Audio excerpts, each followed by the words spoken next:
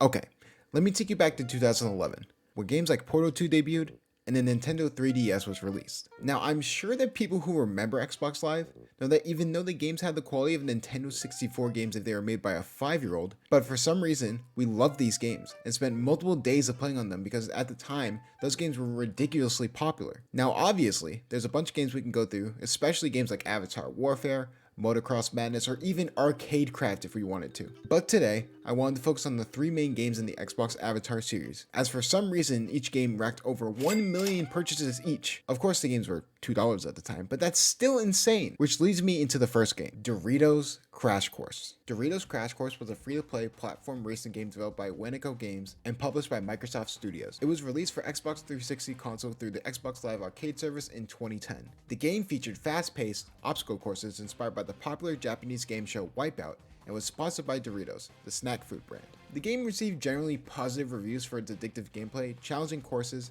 and entertaining multiplayer modes. Players could compete against friends locally or online to navigate through various obstacle courses filled with traps, pitfalls, and other hazards. The controls were simple, yet responsive, allowing for precise movements as players attempted to reach the finish line as quickly as possible. One of the standout features of Doritos Crash Course was its accessibility and appeal to a wide audience. The game's colorful visuals, quirky characters, and humorous design made it enjoyable for players of all ages and skill levels. Additionally, the integration of Doritos branding, while prominent, did not detract significantly from the overall experience. I used to play this game for hours on end, and it was the sole reason I got into the Wipeout TV series when I was a kid. Overall, there wasn't much to this game, but the entire reason we played this for hours on end was purely to prove that we could beat each other in an obstacle course, with a faster time than our friends purely for bragging rights.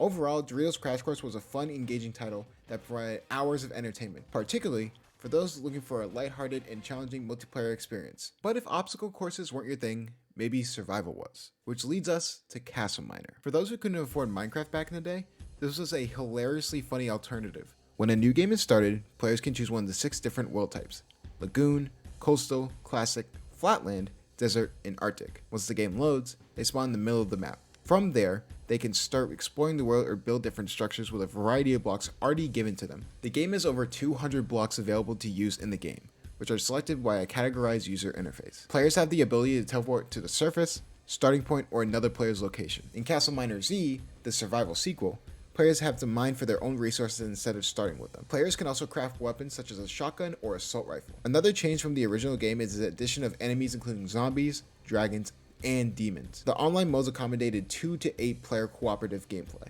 Despite criticisms, as well as the eventual release of Minecraft Xbox 360 Edition, the Castle Miner series has been commercially successful on Xbox Live indie games.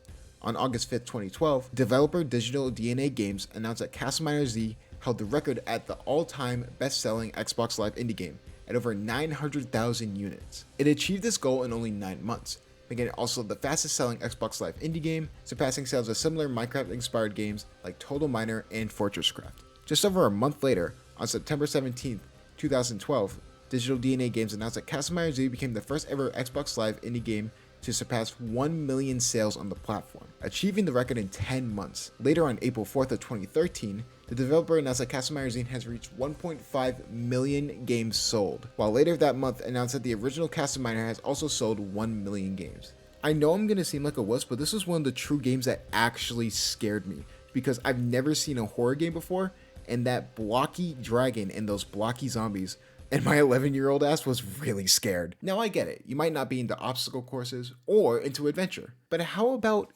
gambling? In a very weird move, the World Series of Poker decided to drop a free version of the game, where people of all ages could play poker, with the exclusivity of Xbox avatars being available to use and customize with different types of outfits. They soon rebranded to Full House Poker, but overall the game was really fun to play. It seems disturbing that they allegedly allowed 11-year-old me to stumble onto the game and even reach the top 100 leaderboard. So it's how I found out about poker, and I had non-stop fun in the competitions, just learning how to gain a crippling gambling addiction before I hit puberty. Overall, there wasn't much to the game. There was different wages at different tables, but for the most part, it was very straight to the point, which is why I liked the game. And the full customization of Xbox avatars being put into these games made you really connect with the other people you were playing poker with online. Overall, the Xbox Live Arcade era was one of the weirdest eras I was definitely a part of. But I can't deny with my friends they gave me the best memories I ever had.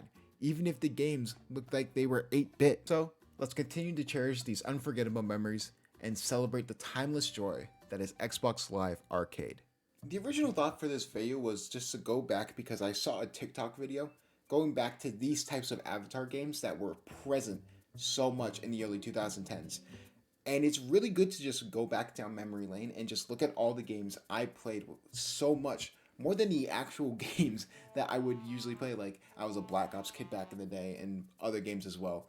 But it's just really dope just to see these games again, and just watching them. It just brings back a lot of good memories. If you guys did play these games, what was your favorite? I know Avatar Warfare was good for about 3 minutes and then it shit the bed. But yeah, other than that, please make sure you like, subscribe, and hit that bell for future notifications. I think something like 99% of you aren't subscribed.